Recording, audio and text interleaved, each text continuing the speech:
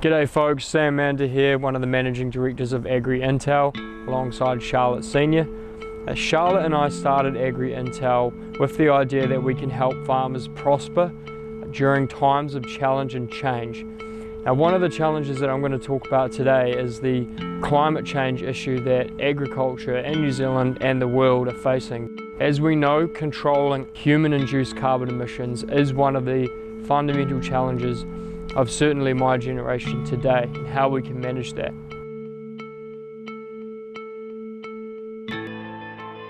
So as a result, all industries are required to do their part to reduce emissions below a future tipping point.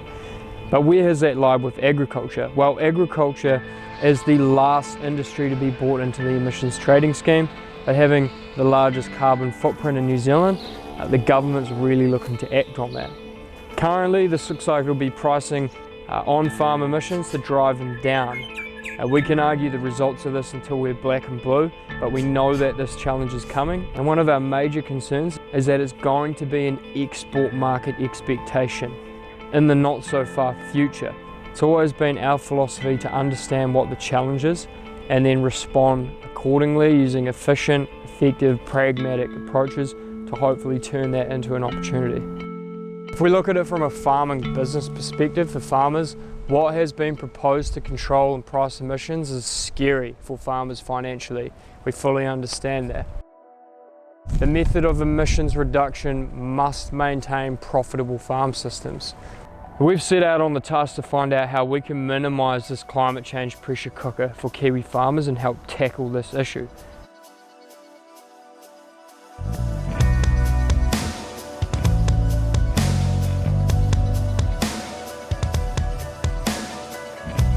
We're lucky that we live in a land rich in natural resources. Many of these natural resources are sequestering carbon dioxide emissions. And in fact, as a result of being able to capitalise on this sequestration, our estimates show that a significant number of farms in New Zealand are not only carbon zero, but in a carbon surplus, particularly for hill country sheep and beef farmers.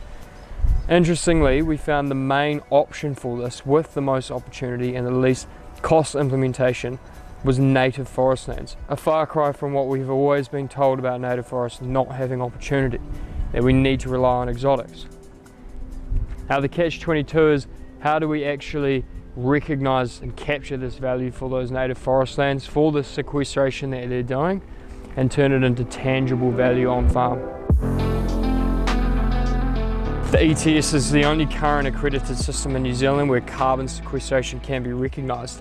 Now the system allows emitters to trade tonnes of carbon sequestration emitted or sequestered in the form of carbon credits. 1 tonne of carbon dioxide is equivalent to 1 carbon credit. So currently MPI defined forest land is the only carbon sequestration available to earn these carbon credits. So that drew our immediate focus to capture actual value using that system.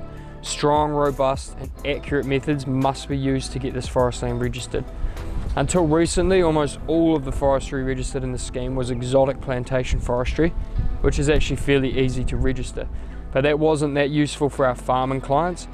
We were more interested in earning them units for the existing native forest lands, so they didn't need to change their farming systems. And so that's what we did. We combined our knowledge and skill sets to produce a methodology to assess, register and turn naturally occurring native forest land into ETS eligible carbon credits. We can proudly say today that we have a 95% success rate for forest land submitted. Currently got 1,500 hectares of native registered, 3,000 hectares in submission. We deploy advanced satellite and drone mapping technology accompanied by field plots and ecological survey to ensure robust accuracy. We're able to streamline this process all around New Zealand. We've developed a pathway to brokering carbon credits as well within our team, so that the NZUs we're able to earn, the clients can be converted into long-term revenue streams for any surplus carbon credits that farmers want to sell the market after offsetting. With an increasingly high carbon credit price, the cash flow sums have actually been significant, with an immediate cash payback period on registration.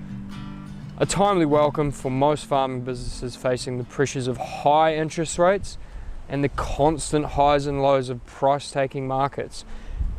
Native forest land at the moment on average, depending on the carbon price, is around $700 or $800 per hectare per year, average annual income. So as a supplementary diverse income by restoring and protecting native forest lands, that's a no-brainer. Using this method, we're suddenly able to capitalise on this low-hanging fruit for farmers in New Zealand. Carbon offsetting and an additional strong revenue stream using the natural capital on farmland. Of course, this isn't to neglect the work we should be all doing to help farmers gain more efficiency in their production and carbon footprint, but this can significantly help us along the way. We want to spread the word as much as we can to get this new knowledge across to all Kiwi farmers who may have this opportunity to capitalise on. This is yet just another example of where a challenge can be turned into an opportunity. Using pragmatic, creative and forward ways of thinking, anything can really be achieved. No challenge is too difficult in our mind, but it's about overcoming it with the right thinking, support, tools and networks. So we are certainly here to help, and we want to invite you guys to come forward and ask us questions about how we can help you with this exciting opportunity and such a challenging space.